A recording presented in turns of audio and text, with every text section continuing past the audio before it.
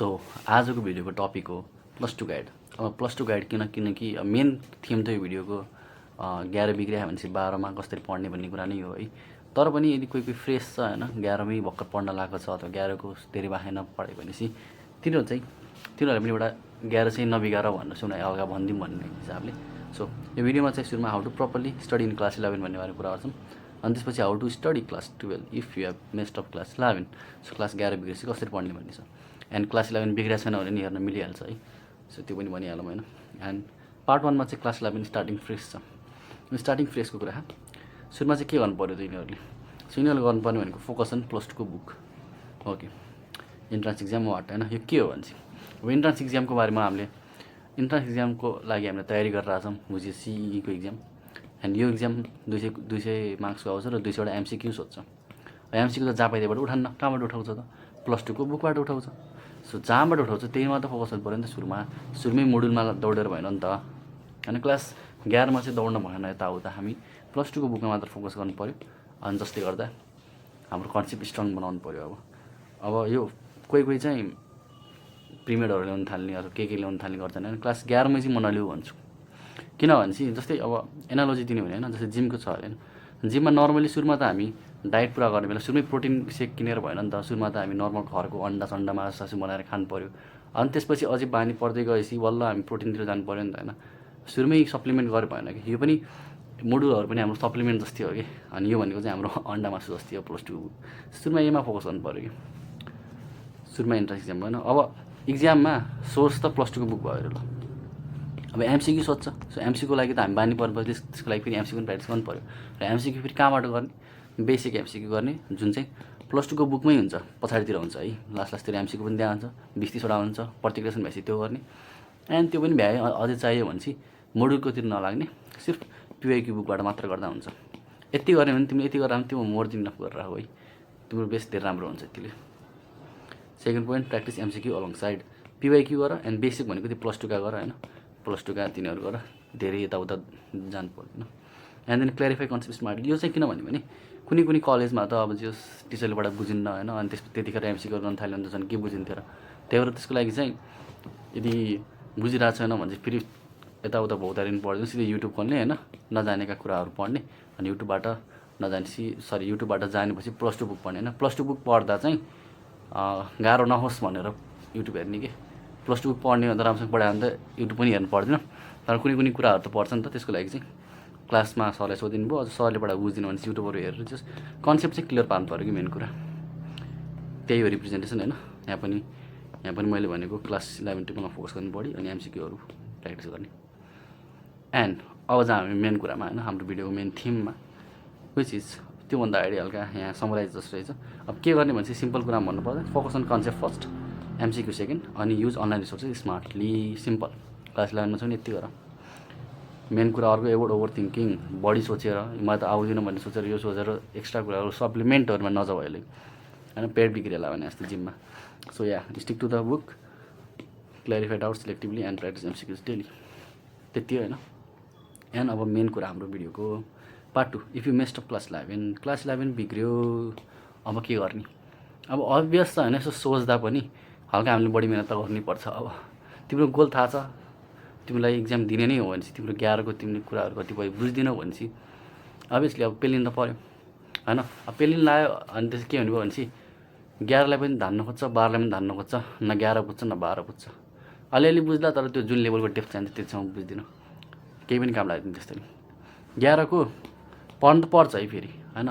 तर सबै पढ्नु पर्दैन क्या। अब सबै पढ्न सक्दिनँ कि, पर्दिनँ भन्दा नि सक्दिनँ। किन सक्दिनँ? किन 12का कुराहरू सबै न्यू हो पहिलो कुरा त। अनि त्यही माथि तिमी 11मा पनि फोकस गर्न थाल्यो भने चाहिँ तिमी न यताको न उताको हुन्छौ। सो 11को सबै फोकस गर्न पर्दैन। के गर्नुपर्छ म भन्छु। सुरुमा त तिमी अनलाइनको प्रिमेड लिऊ एउटा। अनलाइनै फेरि अनलाइन प्रिमेड लिऊ क्लास 12मा होइन। अनि त्यसपछि त्यसमा चाहिँ के हुन्छ भने चाहिँ क्लास 11को टपिकहरू पनि क्लास 12को टपिकहरू मिक्स मार्क्स जस्तो हुन्छ होइन। जसले गर्दा चाहिँ तिम्रो 11को जुन नजानेका कुराहरू तिमीले जान्छौ र 12को नपढेका कुराहरूको बारेमा हल्का वर्डहरूसँग फ्यामिलियर भयो भने क्लासमा पनि बुझिहाल्छ। तिम्रो क्लासमा चाहिँ हेल्प गर्छ यसले होइन 12को लागि चाहिँ। तर पनि स्टिल 12 को सिलेबस भने 12 को है, 12 को कन्सेप्ट भने 12 को प्रिमेड गरेर चाहिँ नहुनु होइन धेरै, किनकि यो भनेको मेन कुरा सप्लिमेन्टमा नजाने धेरै त्यहाँ। एन्ड के भयो अर्को कुरा प्रिमेड लेक्चर ल्याउने भन्यो होइन। अनि त्यसपछि अनलाइन किन ल्याउने, अनलाइनले फ्लेक्जिबिलिटी दिन्छ किनकि तिमी जानेन भने चाहिँ पज गरेर रिवाइन्ड गरेर फोकस गर्न सक्छौ जे जानेन त्यसमा। सो अनलाइन नै ल्याऊ।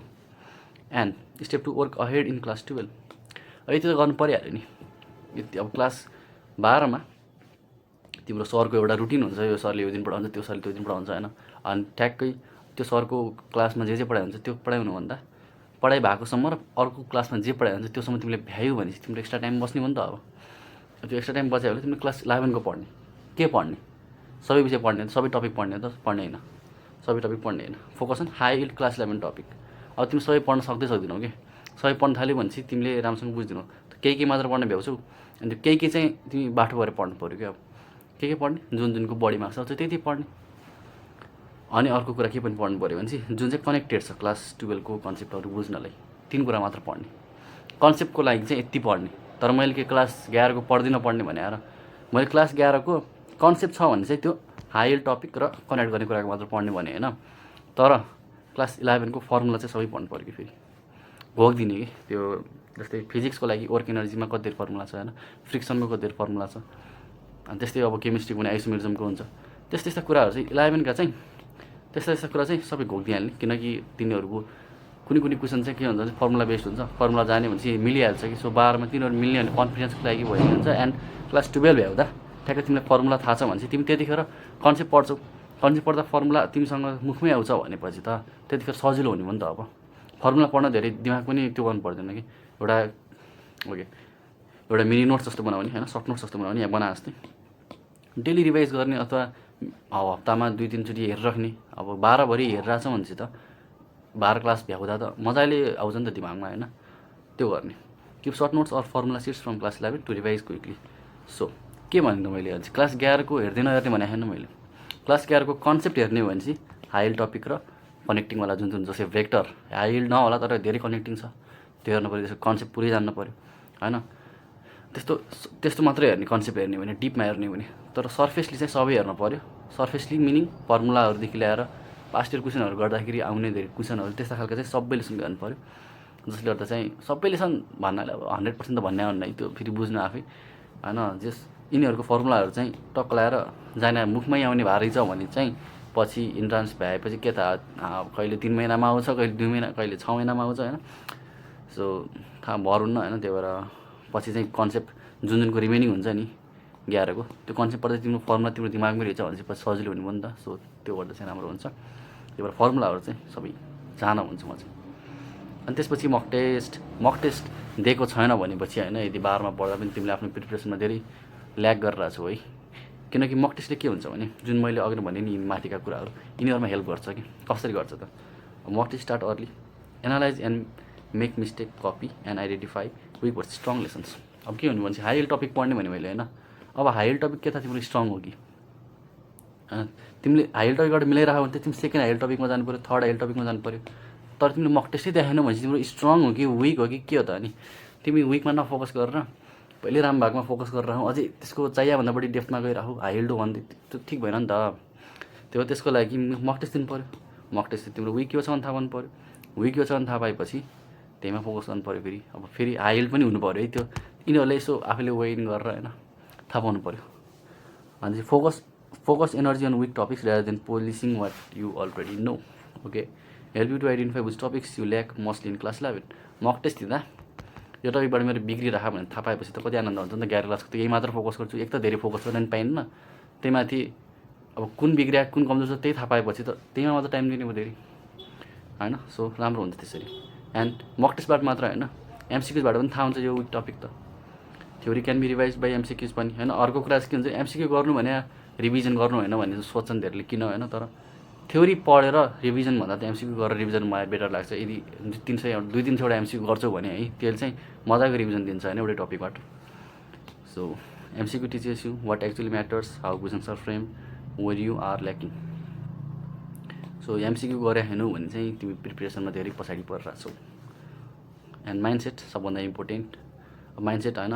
माइन्डसेट भनेको के भने चाहिँ तिम्रो 11 बिग्रियो भने मैले सक्छु, मैले मिहिनेत गरेँ भने हुन्छ भन्ने खालको थिङ्किङ हुनु पऱ्यो। तिमीले 11 बिगारिके अब त पहिलोचोटिमा हुने होइन यसै नि, अब अर्को दिन त हो नि भनेर सुनै सोच्यो भने त तिमी अहिलेदेखि छोडिदियो हुन्छ होइन, कामै छैन नि त त्यसको। तिमी अहिलेदेखि ड्रप इयरकै लागि प्रिपेयर गर्ला हौ भने त त्यो त काम भएन कि। ओके, सो यति भन्दै आजको भिडियो चाहिँ यहीँ सक्यो है। तर म त्यो सबै समराइज चाहिँ गर्न चाहेँ होइन। सुरुमा चाहिँ यदि तिमी मेस्टअप भइसकेको छौ भने चाहिँ एउटा प्रिमेड लिऊ, जसमा चाहिँ तिमी कनेक्ट गर, तर ध्यान राख कि प्रिमेड भनेर नबस, 12 क्लासमै फोकस गर बढी। वर्क हार्ड इन क्लास 12 भनेको मतलब सरको कुन लेसन पढायो भने थाहा नै हुन्छ सुरुमै, त्यो लेसन सुरुमै पढिहाल्ने आफै, हल्का पेलिन पऱ्यो आफू। अनि त्यति पेलिएपछि त्यो सरले जुन पढाउँछ घरमा आएर त्यो रिभिजन गर्ने एकछिनका भइहाल्छ त्यो। अनि त्यसपछि टाइम बच्छ तिमीसँग, त्यो टाइममा तिमीले ग्यारेको लागि हल्का तान्न पऱ्यो। अनि त्यसपछि फोकस अन हाई हिल। तान्ने बेला चाहिँ कुन तान्ने भन्ने भयो, हाई हिल टपिक तान्ने। हाई हिल टपिक स्ट्रङ छ, जुन मक टेस्टबाट थाहा पाउँछ तिमीले स्ट्रङ छ भनेपछि सेकेन्ड हाई हिल के छ, थर्ड हाई हिल के छ, त्यसरी जानु पऱ्यो कि। जसले गर्दा चाहिँ तिमी विक टपिकमा पनि फोकस गर्छौ, हाई हिलमा पनि फोकस गर्छौ होइन। अनि मिनी नोट्स हाई हिलको चाहिँ कन्सेप्ट हेर्छौ तिमीले, तर सर्फेस लिन्ट फर्मुलाहरू चाहिँ सबै लेसनको जान्नु पऱ्यो है, थाहा पाउनु पऱ्यो। अनि त्यसपछि मक टेस्टहरू त स्टार्ट अर्ली, जति सक्यो त्यति छिटो दिन थाल होइन। बरु एउटा मात्र दिऊ, 2टा नदिऊ, तर दिऊ है। अनलाइन भयो नि दिऊ, बरु टाढा छ भनेपछि टाढावाला स्केच पनि नदिनु, तिमीलाई नै घाटा। सो आजको भिडियोमा चाहिँ मैले जस भनेका कुराहरू बेसिक नै लागिरह होला नि, तर बेसिक भयो भने मान्छे रियलाइज गरेर आएको हुँदैन कि। एन्ड कहिलेकाहीँ बढी पढिदिने कम पढिदिने गरेर हुन्छ। सो जसले गर्दा चाहिँ अलि हुन सक्ने जतिको प्रोग्रेस नहुन सक्छ। सो यति नै हो। सो यति भन्दै भिडियोलाई एन्ड गर्छु। लाइक, सेयर, सब्सक्राइब गर्न नबिर्सिनु होला। धन्यवाद।